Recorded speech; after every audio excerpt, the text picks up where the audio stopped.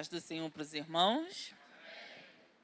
Hoje nós vamos estar falando sobre o atributo da onisciência de Deus, é o tema de hoje. Eu gostaria de pedir o rapaz para o Juan, que eu não conheci pela internet.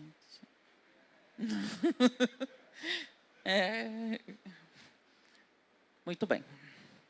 Então, hoje nós vamos falar sobre o atributo da onisciência.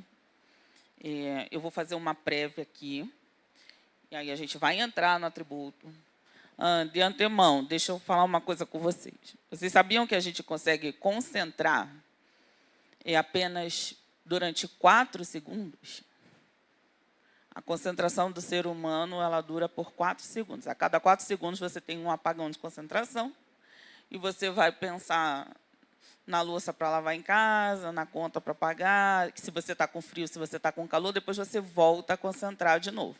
Então, a cada 4 segundos, eu tenho certeza que você vai se perder da explicação. Então, por favor, por isso, sabendo disso, eu vou pedir que vocês contribuam comigo na leitura dos slides que vai estar passando aqui. Assim, a cada 4 segundos, quando a sua mente for navegar por aí, ela vai navegar na leitura junto comigo, e assim a gente não se perde totalmente do estudo. Amém? Neurociência também é importante na casa de Deus. Por favor, o próximo. Então, nós vamos estar falando sobre a onisciência.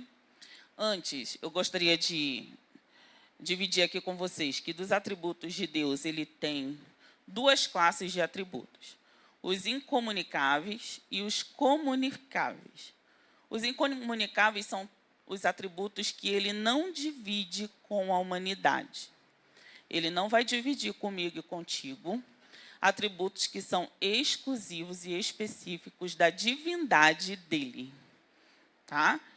De contrapartida, como nós fomos feitos semelhança dele, nós também temos atributos comunicáveis, que são os frutos do Espírito.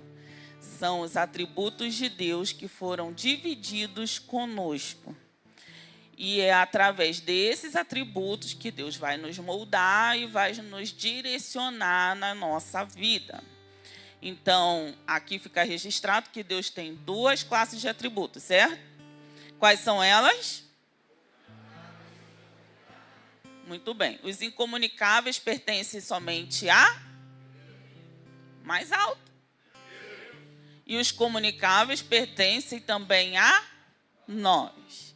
Então, ele divide os comunicáveis e zela pelos incomunicáveis. E dentro dos atributos incomunicáveis de Deus, eu vou estar falando sobre a onisciência. Mas ela não caminha sem dar o braço para outros 2 atributos. Ele vai colocar ali na tela para mim, e é a partir daí que eu peço a ajuda da igreja. Tá bom? Então, vamos lá. Temos o primeiro atributo importante que vai estar ligado na onisciência de Deus. Qual é ele? Onipresença. Vocês podem dizer para mim o que significa onipresença? Bem alto.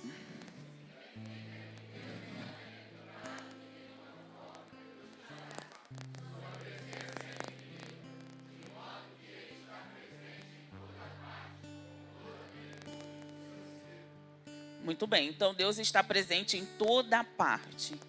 Ele nunca esteve ausente de nada.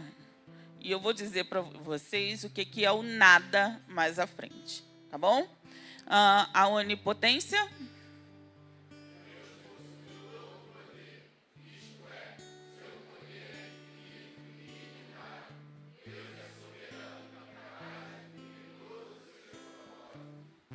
Amém.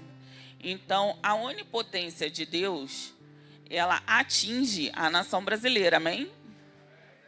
Ela vai mudar a história da nossa nação, amém?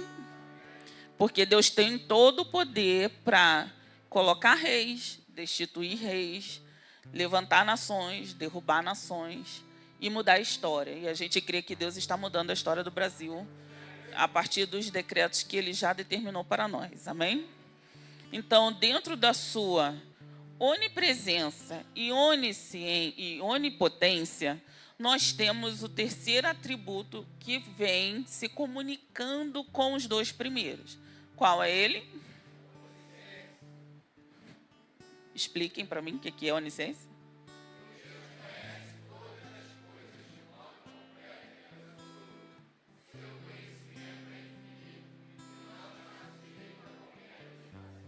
Amém? Então, Deus é poderoso e no seu poder, a sua presença inunda todos os lugares, incluindo nada, e a sua onisciência preveu, anteveu e comunicou com a sua própria divindade tudo. Então, a plenitude do poder de Deus está em todos os seus atributos incomunicáveis. Só são esses três? Não. A série vai continuar e nós vamos ver os demais atributos incomunicáveis de Deus. Mas antes de eu falar da onisciência, era necessário que eu colocasse aqui a onipresença e a onipotência, para que vocês entendam a onisciência no decorrer da história, desde a criação até agora e o tempo do fim que virá. Amém? Então, vamos lá. Vamos, próximo. Vamos definir aqui o que é onisciência. Por favor.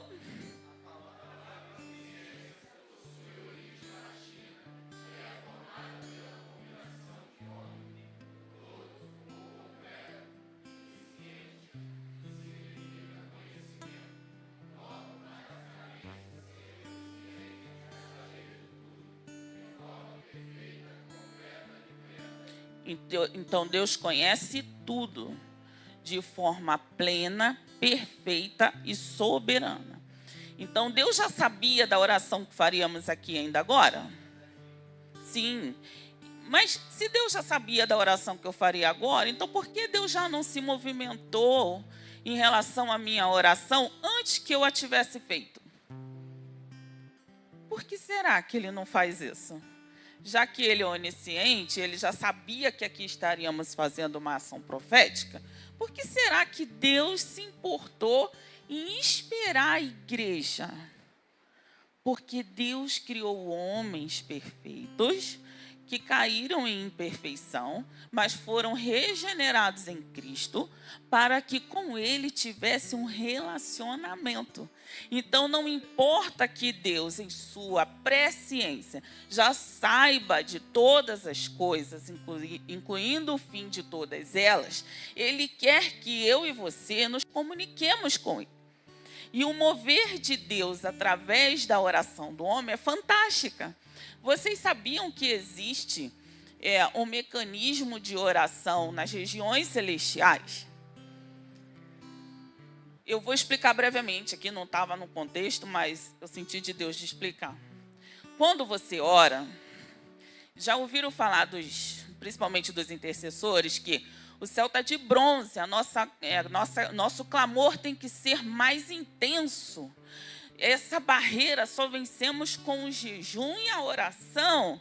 Gente, existe uma potestade guerreando contra nós, ou seja, as nossas orações. Amém? Todo mundo sabe disso. O que significa isso? Significa que a nossa oração, vocês já ouviram, lógico, o termo de que as nossas orações sobem como suave brisa às narinas de... Como é que eu cheiro um perfume? Exalando ele. Aquela vela aromática linda, maravilhosa, que exala aquela fumacinha e eu sinto aquele cheiro agradável. Não é verdade? A nossa oração sobe como fumaça. E ao subir, ela encontra as regiões celestiais, certo? E nas regiões celestiais estão as potestades de Deus e as potestades malignas. E quando a sua oração sobe e a potestade maligna vê aquela oração frágil, singela, delicada, Senhor, abençoa meu papai em nome de Jesus, amém, como faz o meu filho, é uma oração suave, breve, singela, que é uma fumacinha que nem chega lá, porque ela é prática. Mas quando você ora, derramando o seu coração, entregando a sua alma, a intenção espiritual que você tem, essa fumaça vai ser uma fumacinha? Não. Ela vai subir com força. E quando ela chegar lá nas regiões celestiais com força, haverá guerra espiritual entre as potestades malignas e as potestades do Senhor. E nesta guerra é que vai prevalecer a do Senhor se você permanecer clamando. Assim como Daniel. Nossa, orei 21 dias. Mas fui interceptado. Então, houve batalha no céu? Sim, então as orações dos santos, não é que elas demoram, é que o nosso empenho em orar, e eu vou falar sobre isso lá na frente, é que vai determinar a força dessa fumacinha que chegará nas regiões celestiais. E a sua persistência é que vai fazer o romper dessa oração nas regiões celestiais, para que ela chegue ao trono e seja assim uma suave brisa às narinas de Deus. Então vamos intensificar as nossas orações, mesmo que pareça que o Senhor não está nos atendendo, amém? Muito bem. Seguindo, por favor. A onisciência de Deus é um dos atributos incomunicáveis dele.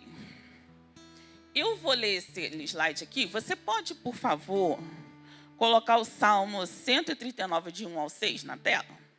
Eu leio o slide e a igreja lê o Salmo, amém? As Escrituras dizem que o conhecimento de Deus é eterno, incompreensível e sua sabedoria é infinita. Para o homem é impossível compreender plenamente quando se tenta relacionar a onisciência com a existência do tempo e espaço. Enquanto ele põe ali, eu vou explicando. Foi? Valeu. Por favor.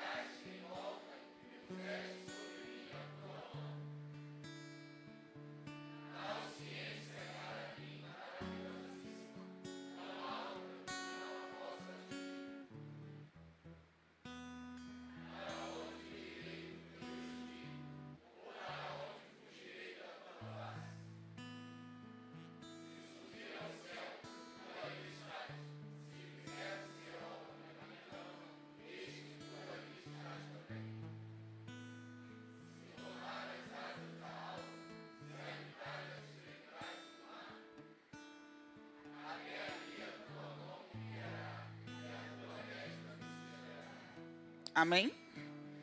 Então aqui nós estamos vendo que Deus, ele rompe qualquer tipo de fronteira por amor de nós. Amém? E essa fronteira, a gente vai se limitar aqui um pouquinho, por favor, muita atenção, ao tempo e o espaço. Deus, ele rege todas as coisas. Toda a criação é administrada por Deus. Vocês têm noção de que Deus não aprende nada? Deus não precisa aprender nada. Deus não precisa que ninguém explique nada para ele. Pensa bem, Deus sentado aprendendo de um serafim? Alguma coisa nova seria possível a Deus? Não, é impossível. Deus, no seu pleno e maravilhoso poder e onisciência de todas as coisas, ele rege algo que aí a gente vai se concentrar nesse estudo, chamado tempo e espaço. Nós, dentro da ciência, conhecemos 4 dimensões. Nós conhecemos o ponto inicial de todas as coisas, a reta que ele faz, a profundidade dele e o espaço. Então, os 3 primeiros correspondem ao universo. O universo que nós vivemos e conhecemos. A 4ª significa o tempo. O tempo, o qual a gente briga com ele, certo ou errado? Muito bem. Então, o tempo, a gente consegue mudar o tempo? Deus consegue mudar o tempo? Nós conseguimos acelerar o tempo? Deus consegue desacelerar o tempo? Uma coisa que a ciência aprendeu é que é possível você navegar no tempo, mas você não pode voltar o tempo. Você pode acelerá-lo, mas você não pode voltar. Nossa, mas você acabou de falar que só Deus é que pode mover o tempo. Foi descoberto que se eu estiver parada em relação ao irmão Flávio que correr, o tempo passou mais rápido para quem? Para mim. Ele acelerou o tempo. Em relação a mim, ele chegou primeiro. Mas acontece que eu, estando parada, pouco me movimentei, mas o tempo foi mais rápido para mim, porque não me fatiguei.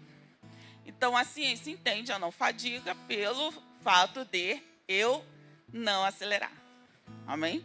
Por que eu estou falando isso? Porque Deus, como Senhor do espaço-tempo, Ele fez uma coisa interessante. A ciência consegue explicar o espaço dentro das limitações dela, mas consegue. Mas ela não explica o tempo. Tudo o que ela explica é que o tempo passou de absoluto, quando ela dizia e afirmava milhões e milhões e milhões de anos foi a Terra formada. Ela passou disso para o tempo relativo.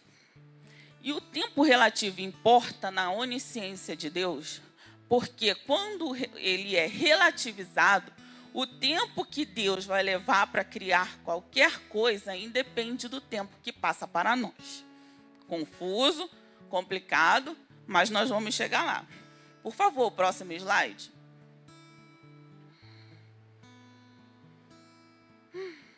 Eu vou ler o slide e vocês o texto que está do lado, amém? Bíblico.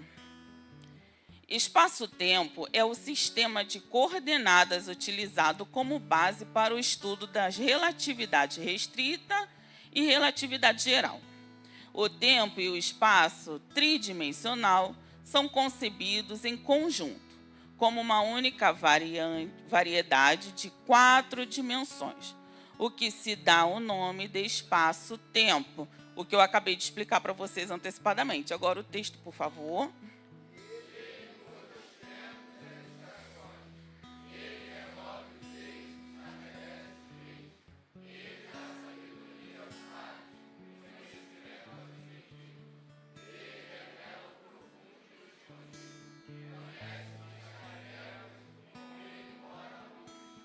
Amém. Vocês, o que é mais veloz que Deus já pôde proporcionar ao homem? Vocês sabem?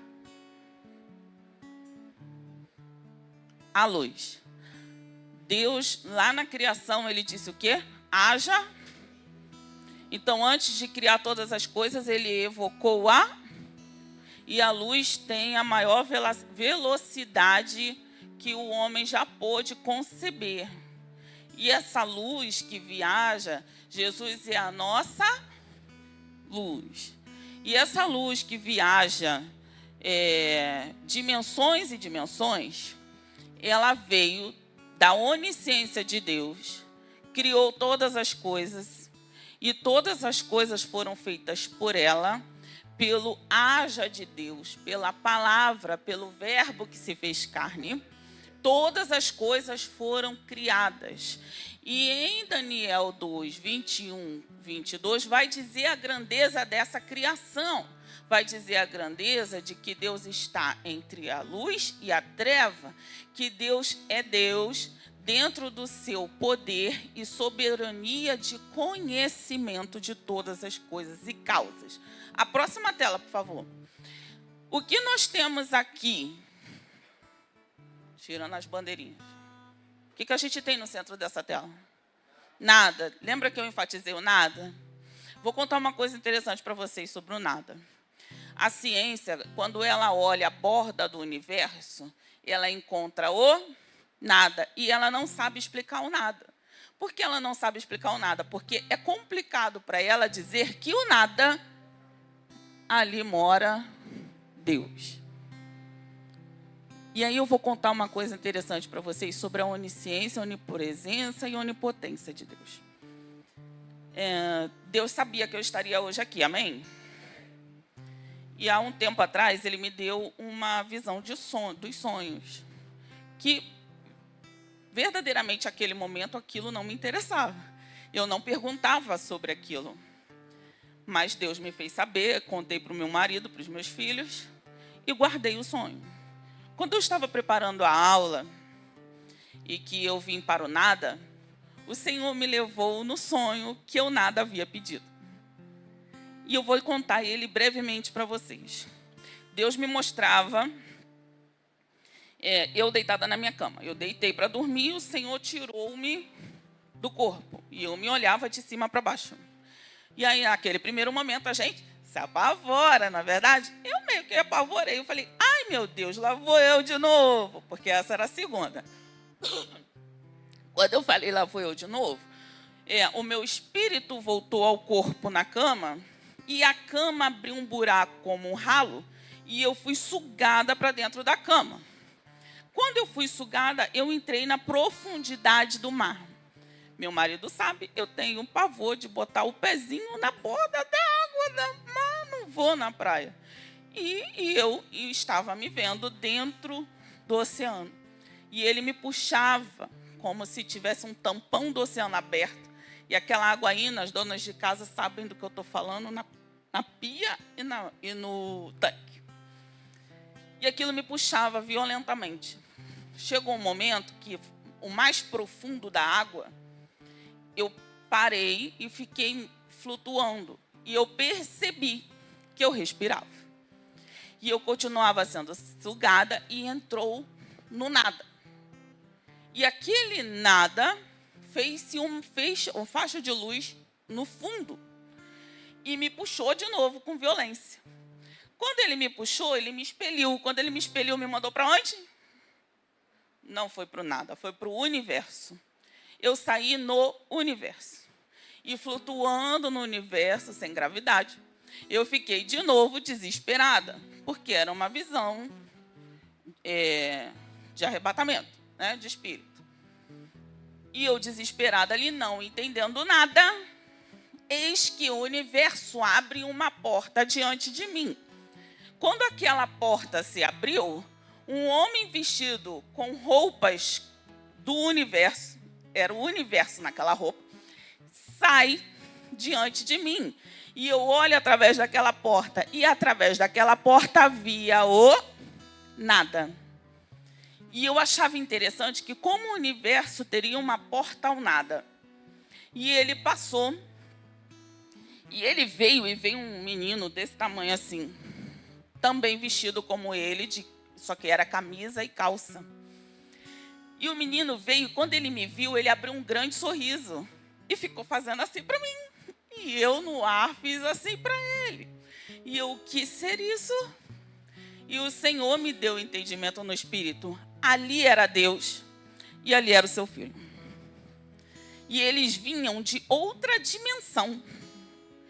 E eles passaram pela porta do nada e saíram no universo, e eles na distância daquela porta para mim. O menino me dava tchau e o homem grande falou com ele, filho, ela veio ver, mostra para ela.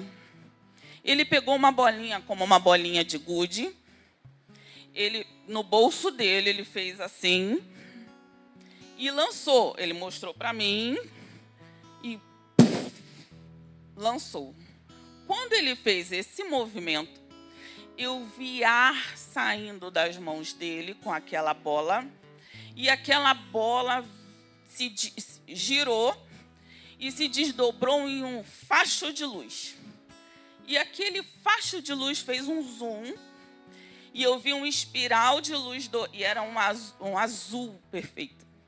E um facho de luz dourado circulou essa reta de luz, e no zoom eu via moléculas, partículas se juntando e caindo em cima daquela reta, e a partir dali criou-se o universo.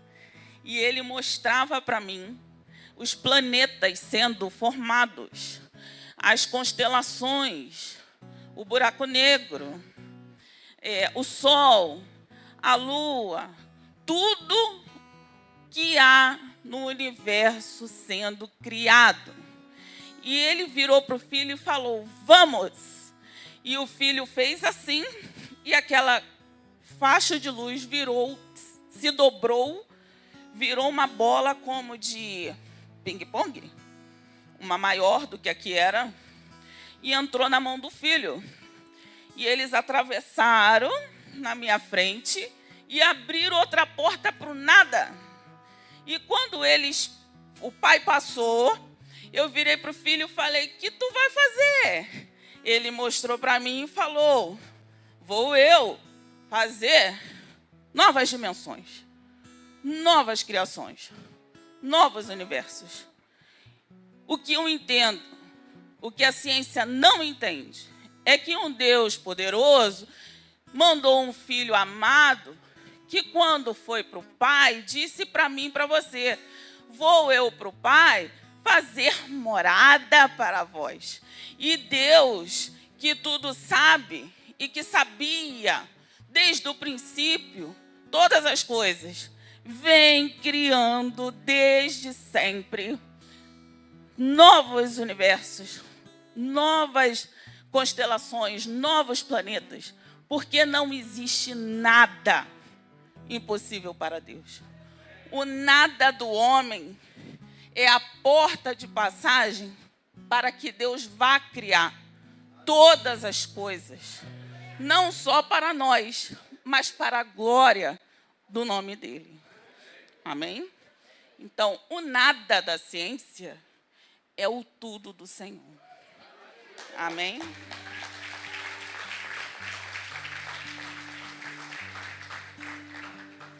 Vamos no próximo.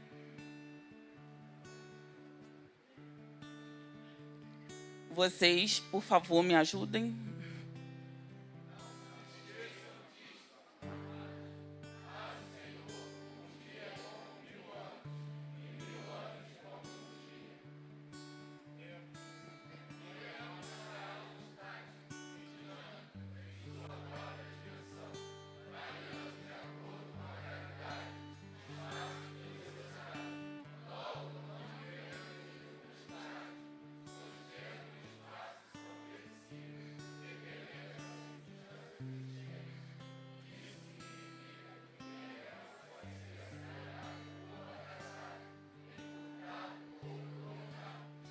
Deus vai dizer que um ano é como 1000 dias. Um dia é como 1000 anos.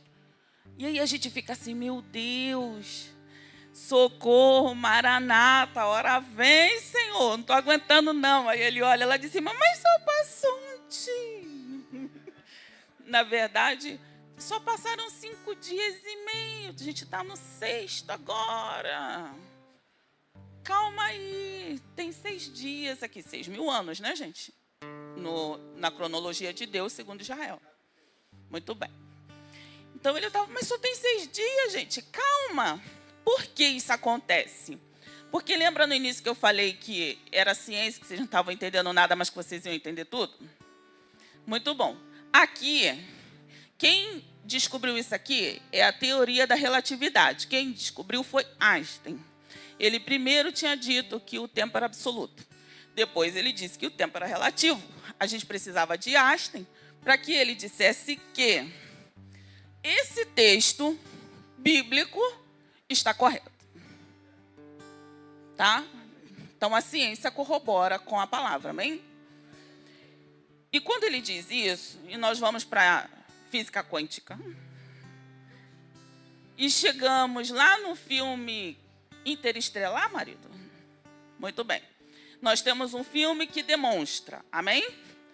Ele gostou. Nós temos um filme que demonstra, mas eu vou falar o que a física quântica fala.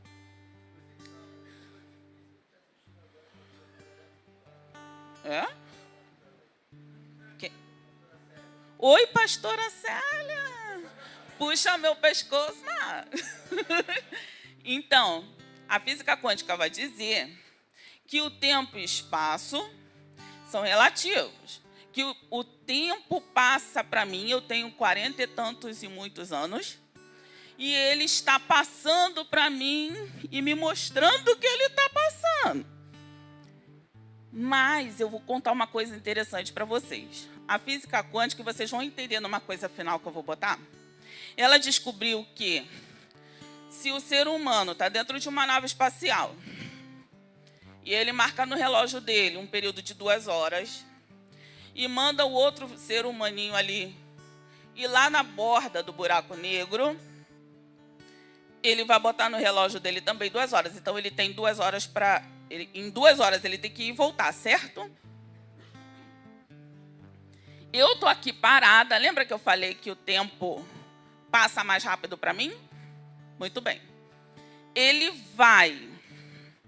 Quando ele chega na borda do buraco negro, o que eu vejo aqui é que ele congelou. Quando ele chega lá na borda, ele congela para mim. Ele fica congelado, porque a minha visão já não alcança. Mas, quando ele volta para mim, o tempo era de quantas horas? Quantas? Sabe quanto tempo passou para mim no meu relógio?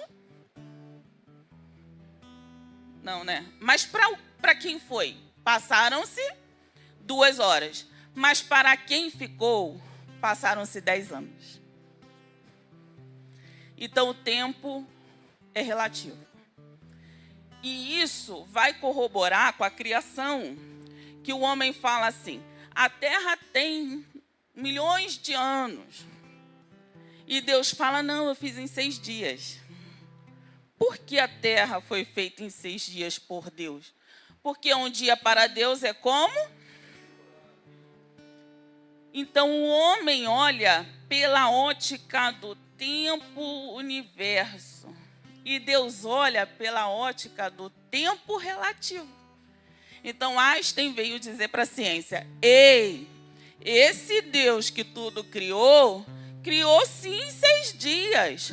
O que é diferente é que para você o tempo passa, você envelhece, você morre, a terra desgasta, a criação vai se destruindo, vai se corrompendo. Mas o Deus que tudo pode, o Deus que tudo sabe, o Deus que tudo já presenciou de antemão, para ele não passa, porque ele vive de eternidade a eternidade e para todo sempre. Então, a onisciência de Deus mandou Einstein para a Terra, para que num determinado momento, esta pessoa pudesse dizer: ei, Deus criou tudo no tempo dele, ok? Tudo que vai acontecer no tempo dele. Ele já previu tudo. E por ele ter previsto tudo, ele te respondeu. E aquele vazio virá um cientista a mais mostrar que Deus é Deus do nada. Amém? E vamos caminhando para o fim? Hã? Ah, que linda. E aí nós vamos falar agora sobre o tempo de Deus. O tempo de Deus é o Kairos, amém? O nosso é o Cronos. O tempo de Deus é o tempo que para a gente é relativo. Para ele está passando lentamente 6 dias. Para nós, estamos amargando, Senhor, 6.000 anos. Maranata, hora vem, porque para nós o tempo passou. Amém? Então vamos lá, Kairos.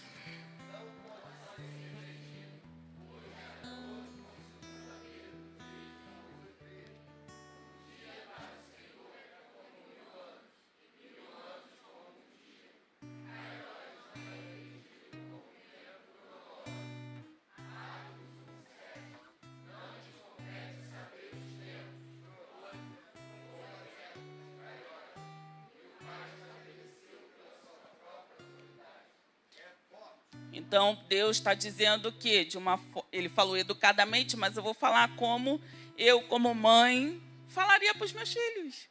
Não te interessa. Não é da tua conta. Quando chegar o momento, eu te conto. Porque Deus usa os seus profetas antes de fazer qualquer coisa, amém? Então, ele, como um bom pai, mandou ali escreverem o texto bonitinho. Mas eu vou falar o texto normal, não é da sua conta, meu amor. Os tempos não te interessam. Não é da sua conta, meu amor. As épocas. Mas você pode discernir as épocas pelas estações, sim ou não? Jesus te deu essa capacidade quando ele veio à Terra, sim ou não? Então, se a gente consegue ver que a terra está propícia para o plantio, nós também conseguimos enxergar que a situação atual do cenário mundial tem a ver com a volta de Cristo, amém? E nós conseguimos juntar tudo isso e olhar para a bússola da igreja, que é Israel, e dizer, uau, Deus está pegando Israel e falando assim, filho, pra cá, pra cá, pra cá, pra cá, pra cá. Sabe quando tu pega cachorrinho e fica pra cá, pra cá, pra cá, que tem cachorrinho aí? Quem tem filho? Eu pegava o rabo de cavalo da Micaela, que queria sair destrambelhada para lá, e eu puxava para cá. Ela ia e eu puxava. Ela acelerava e eu... E isso é Deus. Com Israel hoje. Então, Deus está realinhando Israel na história para que Israel siga o curso que ele determinou de antemão. Está lá Daniel que nos conta. Então, ele está realinhando Israel. Enquanto ele realinha Israel, o que tem que acontecer com as nações? Bagunçar. Vamos chacoalhar as nações ao redor. Enquanto eu realinho o meu povo eleito, eu chacoalho as nações, primeiro porque eu preciso que a minha palavra se cumpra, de que as nações vão ter Israel como um cálice de embebedar. Ao mesmo compasso que nações se realinharão, porque profeticamente eu tenho uma ordem, vou avivar. Então, quando Deus, na sua onisciência, determinou todas as coisas, ele viu o cenário de hoje, amém?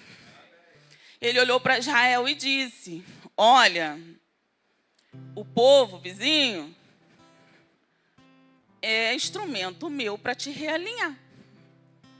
Ele olhou para as nações e disse, os seus governantes são instrumentos meus para te realinhar. Porque se eu te deixasse em momento de delícia, como eu avivaria o Brasil? Se eu deixasse o Brasil deitado em berço esplêndido, como ele buscaria a minha face e teria o seu avivamento saindo das suas entranhas? O Brasil precisava da estação de hoje, para que nesta estação ele pudesse descer ao lugar de arrependimento e clamar, e orar, e se arrepender, para que venha o socorro do céu. Nós já chegamos a esse nível? E é por isso que quando o pastor estava orando aqui, ele foi muito assertivo em dizer, prisões, derramamento de sangue, porque a igreja brasileira se acomodou na sua liberdade religiosa. E nessa acomodação religiosa, Deus olhou para a igreja brasileira e falou, tem um propósito, mas está gorda, né?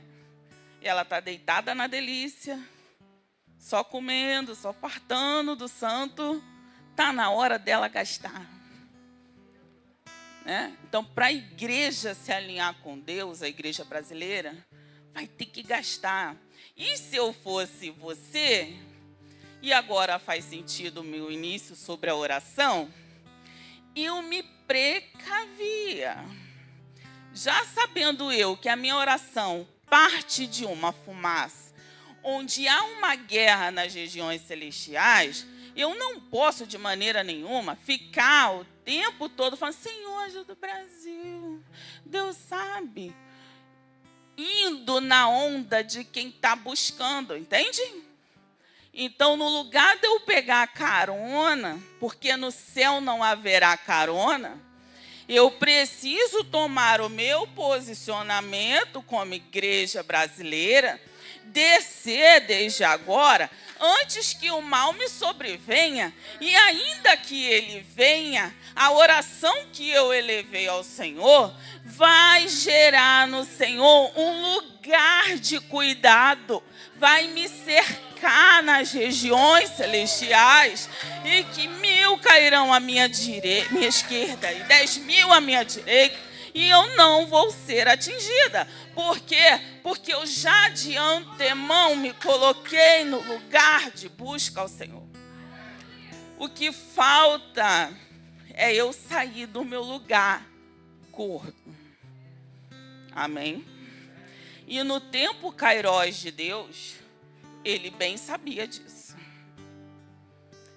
E aí, eu vou contar um negócio para vocês bem legal. E eu vou pedir ajuda do moço que eu conheci pela internet. É o seguinte, meu querido da mídia. Você vai colocar o próximo slide. Nós vamos ler o primeiro ponto. Aí tu vai para o próximo. Depois voltamos para este. Leremos o segundo ponto. E iremos para o último. Pode ser? Muito bem. Nós vamos ali.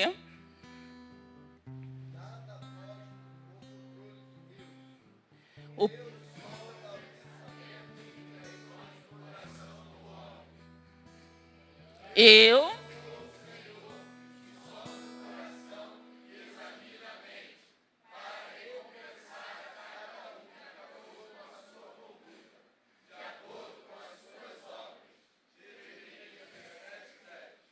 Próximo.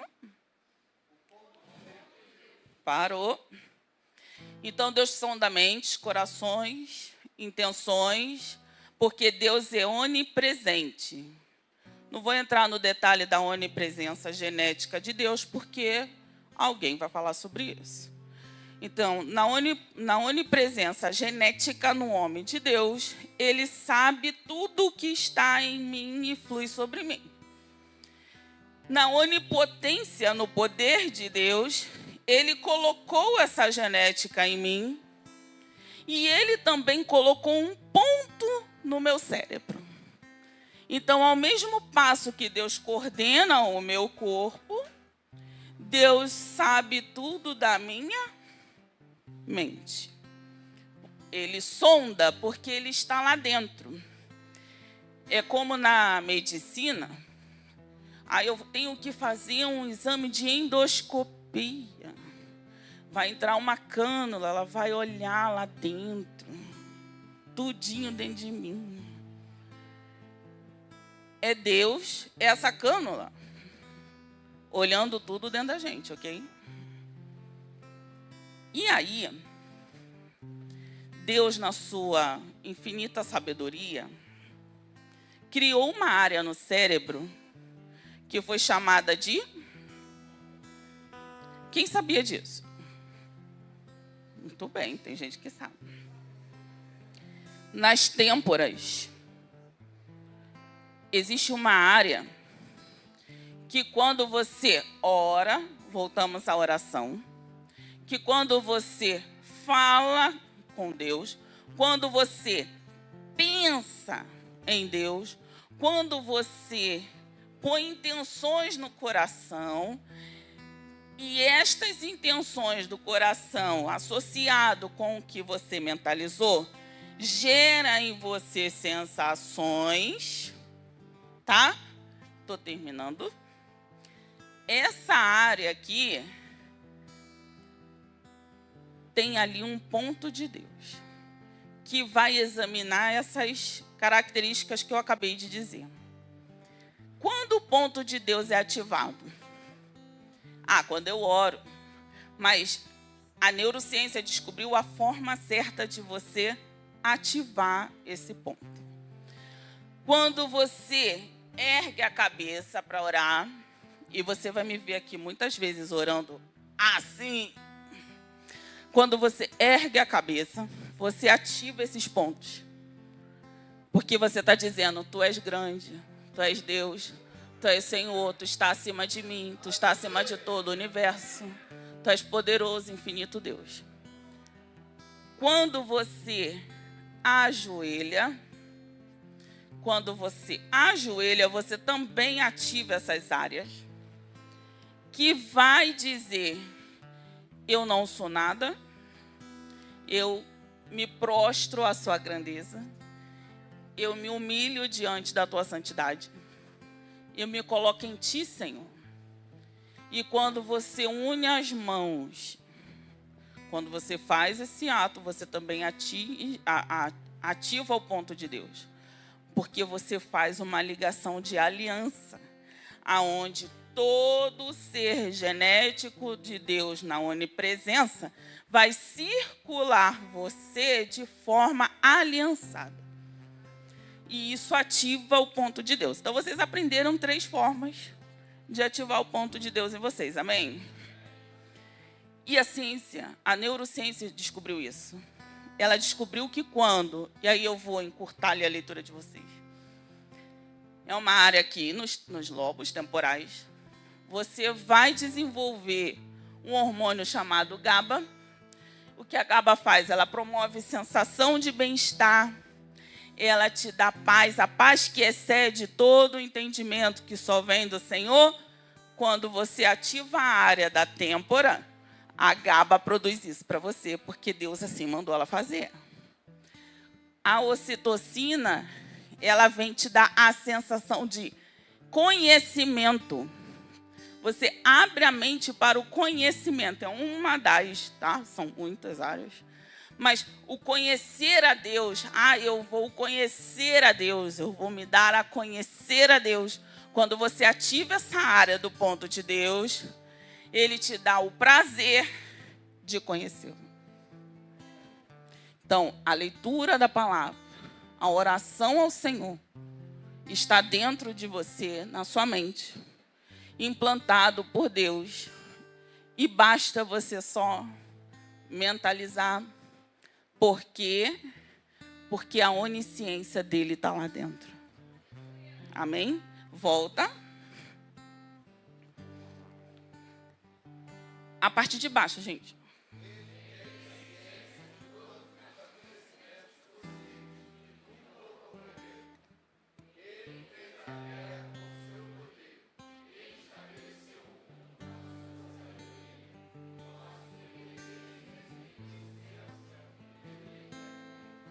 Alguém tem dúvida de que Deus criou todas as coisas?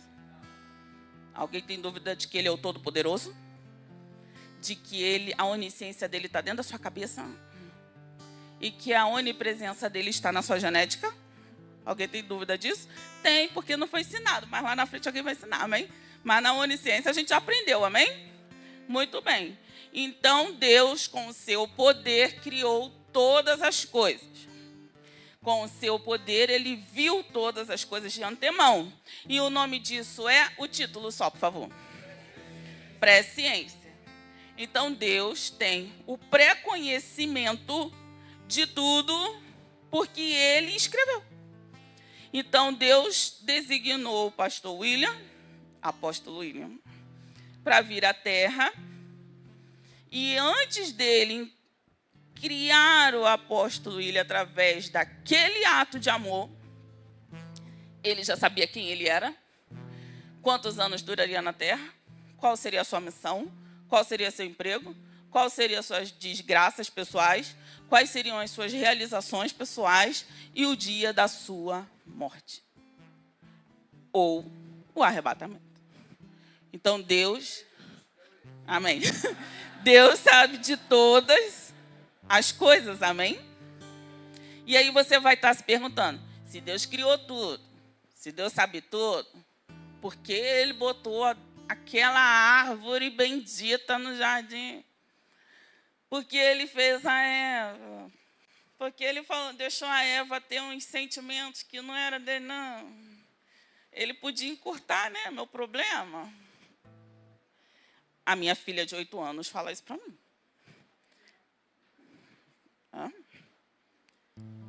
Por que Ele não fez? Porque Ele nos deu algo, quando Ele nos concebeu, chamado livre-arbítrio. Porque Deus criou o homem, a quarta pessoa da divindade, Ele criou para um relacionamento. Deus fez assim, criou anjos, amém? Aí Ele deu trabalho para o anjo? Deu. Criou arcanjos, criou querubins, criou serafins, criou seres que a gente não sabe quem são. E Ele foi dando atribuição para todo mundo, certo? Aí Deus resolveu, no nada, pegar aquela bolinha com Jesus, e não foi assim na nossa criação, até porque foi o haja. Mas ali, as novas criações, Ele me mostrou assim. Então Deus resolveu um belo dia falar: eu estou a fim de criar o universo. Eu vou criar. Aí Ele criou. Está sem graça. Vou criar um homem. Vou botar um homem lá. Aí Ele criou. E Ele criou o homem para ter um relacionamento. Aí Ele falou para o homem: olha, querido, eu te fiz. Toda a criação aqui, respira a mim, incluindo nas regiões celestiais. Vou fazer um negócio contigo. Eu cuido de lá, tu cuida de cá. Na virada da tarde, eu venho de lá te visitar aqui. Vou te visitar, tu vai me prestar conta, dizer que aquele gato cheio de pelo, você deu o nome de leão.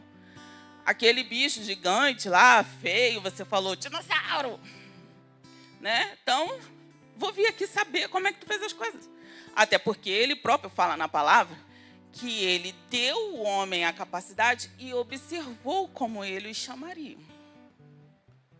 Então, Deus fez o homem para ser o governante da terra. Deus sabia que o homem ia explorar o universo?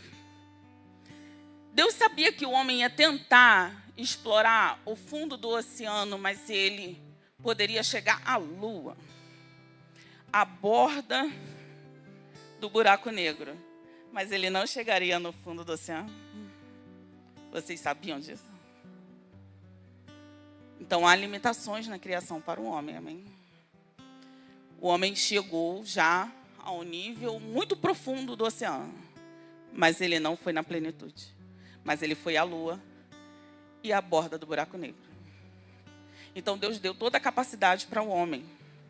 E disse para o homem: nessa relação contigo, eu vou te dar autonomia. Até porque eu dei lá na região celestial, viu o que aconteceu com o meu servo Lúcifer? Aqui ele não disse para Adão, tá? Estou falando para vocês porque a gente já sabe a história. Então, ele deu autonomia ao homem. Ele deu liberdade ao homem. Ele disse ao homem: é tudo perfeito. E na perfeição, e eu aprendi isso nos estudos do meu marido, e na perfeição de Deus, quando o homem se movia no meio da criação, a criação não sabia distinguir se era o homem ou Deus. Tamanha a glória do homem na face da terra, a coroa da criação. O homem tinha uma escolha: continuar soberano sobre este universo, sobre esta criação, ou escolher o seu próprio caminho.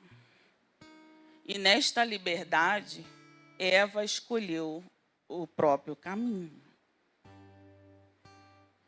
E a partir da escolha dela, a decisão de Adão é que nos trouxe aqui. Deus sabia? Sim. Deus sabia os dois cenários. E sabendo os dois cenários, como Deus não é pego de surpresa, comeu. Ai, pecou de novo, vai de novo no apóstolo, entrar em disciplina de novo. Ai, meu Deus. Deus não é pego de surpresa, queridos. Deus já sabe todas as nossas quedas. Mas Deus também sabe o caminho da escolha.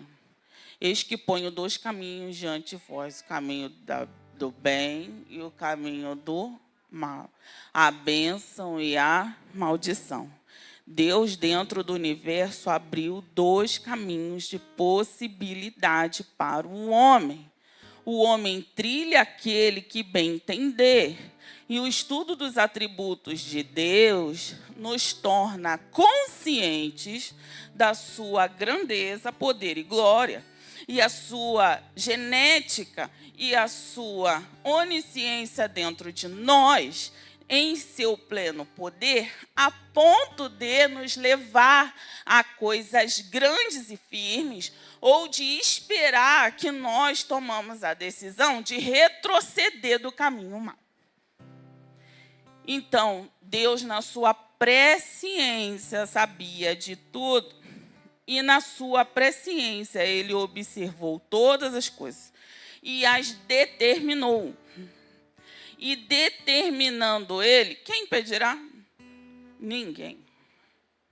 Tá? E a presciência não tem a ver com predestinação. Eu estou predestinado em Deus a ir morar no céu. Eu estou predestinado a Deus a ficar rica. Enfim, nós temos predestinações de Deus. Quando Deus vai falar de vós fostes predestinados, é Paulo falando, Efésios 1, a partir do 4, ele está falando, Israel, nós fomos predestinados, Israel, e vós, a igreja, vem com a gente. Então, a predestinação é em Deus, é em servir a esse Deus. Não é predestinação de que eu estou salvo, está tudo resolvido, e ela está salva, não. Eu estou predestinada. Não existe isso, queridos. Tá? A salvação é uma decisão individual, em Cristo Jesus. Amém? Eu quero que vocês leiam para a gente passar um vídeo muito legal encerrando. Ou seja, porque a parte de cima eu já expliquei. Cadê meu filho? Eu leio então, meu filho. Já foi para o vídeo? Deixa aí então, eu leio.